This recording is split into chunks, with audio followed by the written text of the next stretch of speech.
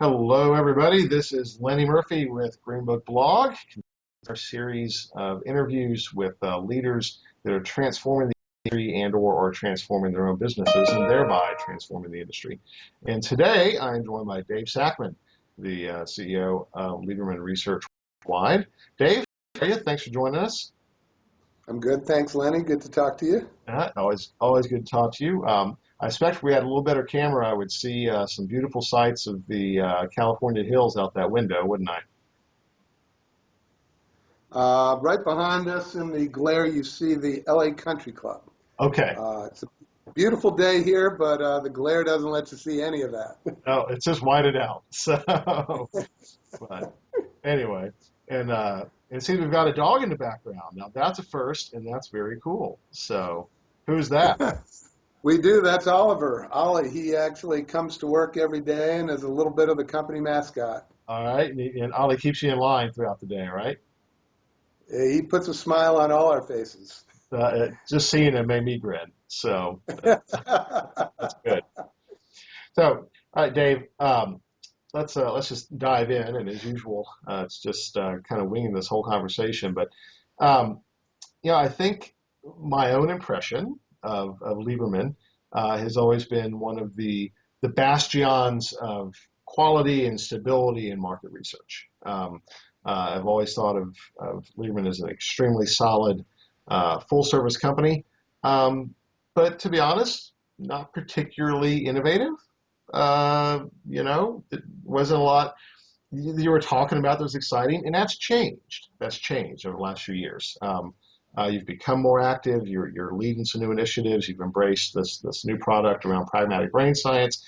So tell me about what's been happening within the business and what has driven this idea of going from maybe where you were a few years ago to where you are now and where that's going to take you in the future. Sure. Well, it's actually interesting the view you had of us, and I can't blame you for that view. We actually heard some of those same comments within our own company. We actually never looked at it as we're trying to be innovators or we're trying not to be innovators. We actually looked at it as we wanted to be among the best, if not the best, consultative, business impact-oriented research companies, all about so what. And so we actually were oriented towards that, and everything else would support that. So while in the 90s, I would completely agree. We were even late to get computers on people's desktops. But in mid to late 1999, we actually started really thinking about the application of technology to drive our business. But we only wanted to use technology where it really could drive better consultative market research, as opposed to just following whatever fad was out there. So along the way, we probably were too late to the party on some things. I probably thought internet research would be about a third of data collection, not the 70 to 80% that it is right now. But in the last several years, as a result of stuff that sort of started in probably I'd say the mid-2000s, we actually have had reason to have lots of innovation enter our way of thinking. Again, all to serve being this so what company, this consultative research company. So if you want, I can tell you about what sort of the broad thinking was behind it, and then how it resulted in some specific things like pragmatic brain science that we're talking about today. Well, yeah. So if the ultimate positioning is around, so what and consultative, then I assume that means you're also keeping in your ear close to the ground in terms of your client needs and what they're asking for. So, what were you hearing from them, or what kind of requests were you getting that was driving this exploration of some different approaches? Yeah, so really was more vision driven as opposed to specific client needs. What I've noticed in the industry is while there probably wasn't a lot of change in the industry in the 70s, 80s, and 90s, since the internet revolution, if you will, and Gordon Black sort of first persuading people to use internet samples, there's been a mass run towards technology and innovation. And, you know, everything from, it wasn't that long ago, the ARF was talking about listening is going to be the end of survey research. And on up to neuroscience is going to be the end of survey research and big data. And I've never been one to sort of follow fads. Uh, in the end, what happened was our vision of having a unique ability to use market research or consumer feedback to help tell our clients what to do to have better results, became a recognition that there's lots of data available now, not just survey data. And so rather than follow any fads, it's what data that's consumer feedback related data could drive better consultation. And so it's really about the integration of data from lots of sources, not just surveys. So at the same time, we were we were starting, as a result of some work we started in the mid 2000s, to understand how we could apply tools from psychology to understand on a scalable basis sort of non-conscious or less conscious and emotions. So as a result of all this, we've taken a different approach to social media analysis than other people do. We've taken a different approach to what I call applied neuroscience or applied brain science, and we've trademarked it as pragmatic brain science and developed the Pragmatic Brain Science Institute. And then the third big area is the application of virtual reality, all while we're exploring what in big data beyond social media analysis we should look at. But again, it all comes from this basic strategy of what are different ways to capture consumer feedback to be able to consult with our clients about how to drive their business results. So now it looks like we're changing. Now it looks like we're innovative and there's all this technology. But the reality is we're this somewhat consultative company that keeps just trying to get better at that. That's a good story, Dave. Better than mine. The uh, so you mentioned virtual reality, and before we started the recording, and I knew that you were presenting at TMRE, but you're going to be unveiling this, or maybe not unveiling, but letting other people see it, demoing this new virtual reality model. So tell us a little bit about that. That sounds pretty cool. The geek in me is can't wait to. So we've actually, as a result of a lot of work with our folks that have backgrounds in brain science, got linked to probably two of the three most well-known academics in virtual reality, one at Stanford and one at UC Santa Barbara. And I got exposed and started playing around with virtual reality and instantly saw the application of virtual reality to transport people to real world scenarios. And I'm not talking about virtual shopping. We certainly can do virtual shopping, but I'm talking about things like better understanding the strengths of brands and the implicit associations or stereotypes associated with brands. We have something we've developed called Brand Proteus that literally allows you to put on goggles, go into a locker room, and join a team, a brand team, and then exit the locker room and do all kinds of fun brand team related things that allow us to better understand your non-conscious associations with brands and the strength of the brands. So that's sort of one category, the application of virtual reality for market research. But what we've also learned from this virtual reality is that you can actually use it to change behavior.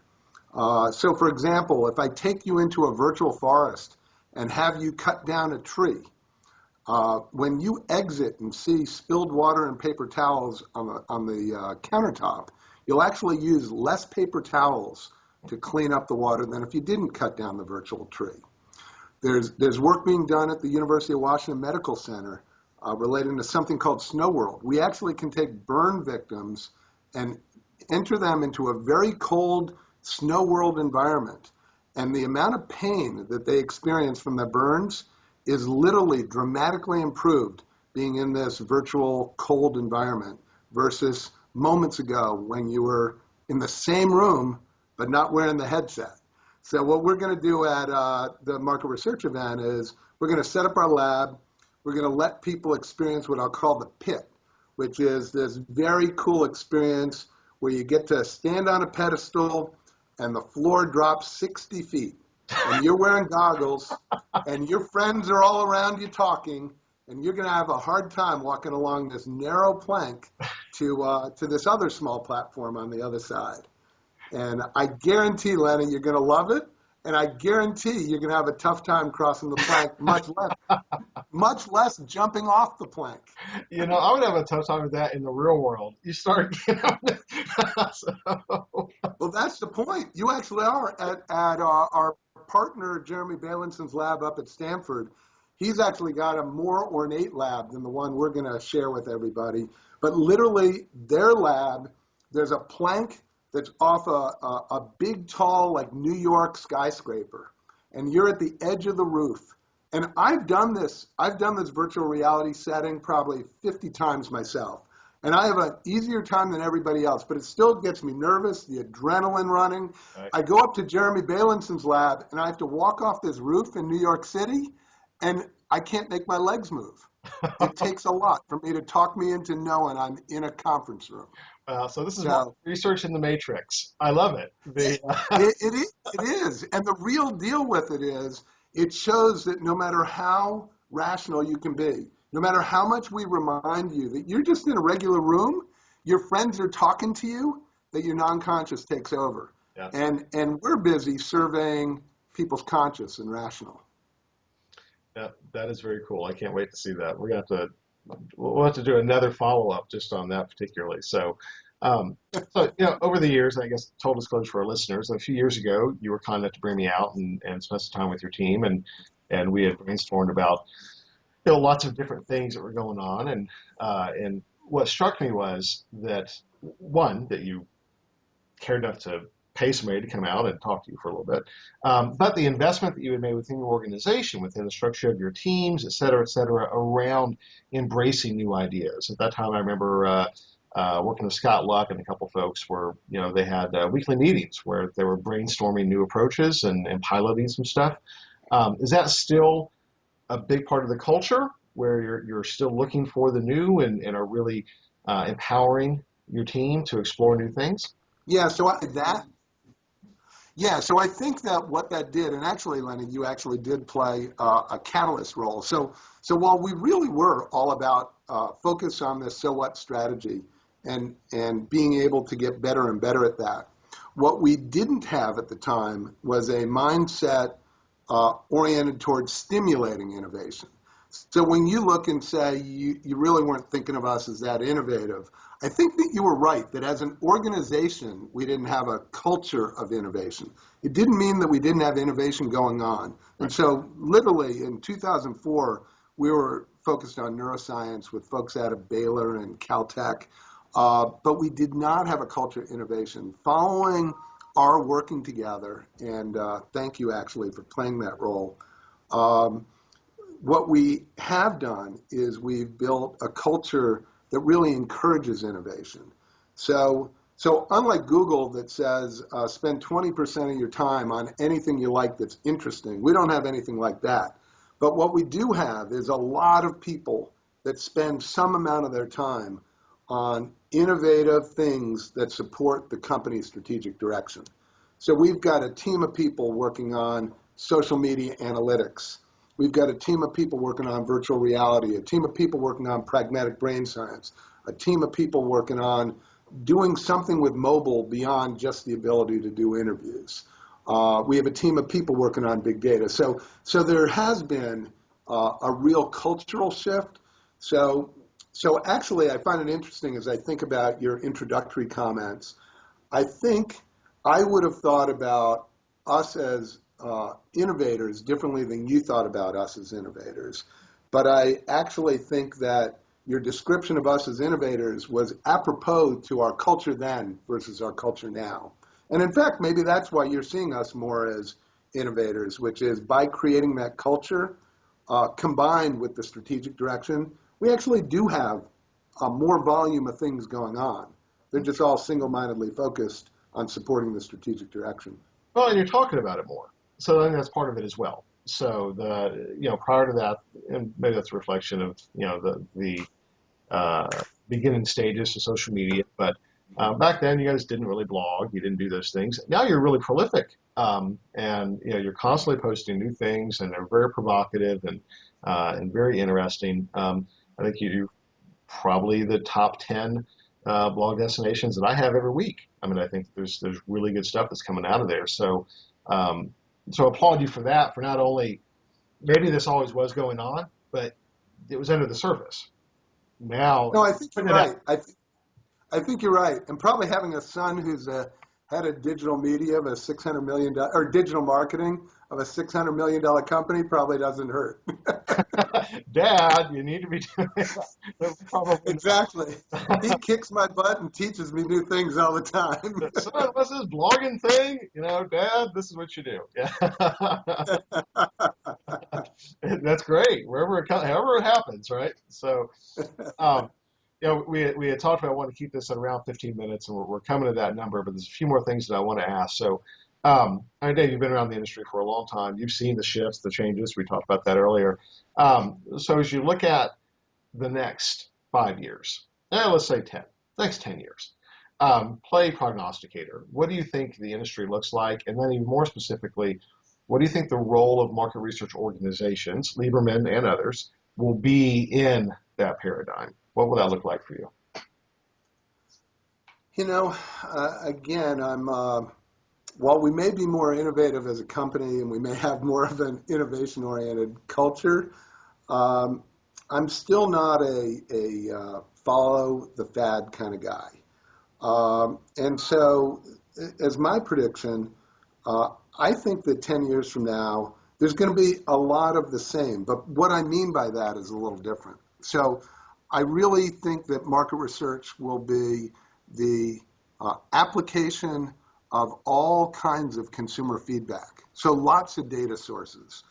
They may be the ones people are talking about now, but I don't think big data is going to kill survey research. To me, it's these other ways of getting consumer feedback will be added to the future, much like TV, like radio added to movies, TV added to radio and movies. It's not that movies and TV, one replaced the other. They both exist now. And so, will Google be the big research company? Will Facebook be the big research company? I don't think they're going to make the research companies go away. Now, will they be a research company in addition to other, forms of research companies? Possibly, very possibly. But I don't think that, the Ipsoses and GFKs and Cantars go away. I don't think the mid-size, more boutique consultative research companies like us go away. And I don't think the little mom and pop smart guys that can help companies go away. So I think there may be some new research companies that come in. I think the current research companies will get their consumer feedback from more different sources. But I think that the Hannah Michael Global 25 will consist of many of the same companies. Though I do believe that if companies don't stay current and take an integrated data approach, that they do run the risk of not being in existence. Yeah. I overall agree with you. We won't get into that debate, but I'll say What do you see differently? it's more from a business model perspective. I don't. So I agree there'll be lots of different data models coming in, and so that for most research companies, data collection is primary driver of revenue. So I don't believe that most research companies, including the big ones, will own the channels of data any longer. I think that they will own some, but they will not own all. And the By the way, I agree with that. That's why we actually price our services more like a consulting company. I'm happy to just pass along the data costs. We don't mark up the data costs. We charge for our time, our analytic ability, and our thinking. But I think you're actually a great so your tagline of so what that is what market research is going to have to embrace. The so what, the now what, the why, the what comes next. More of that consultative model. Now the reality is there's not going to be a lot of room for, there's what, 7,000 research vendors. I don't think we'll have 7,000 so what companies, unless they're highly specialized, niche uh, companies. But from that respect, I actually have always thought that Lieberman probably has a better chance of navigating the changes because you've already done it. You've had already made those changes within your business where the data collection was not a big piece of what drove your growth. Um, Instead of the consulting piece. So hats off to you and congratulations for pulling that off. Thank you. Not many Thanks. companies in this space can.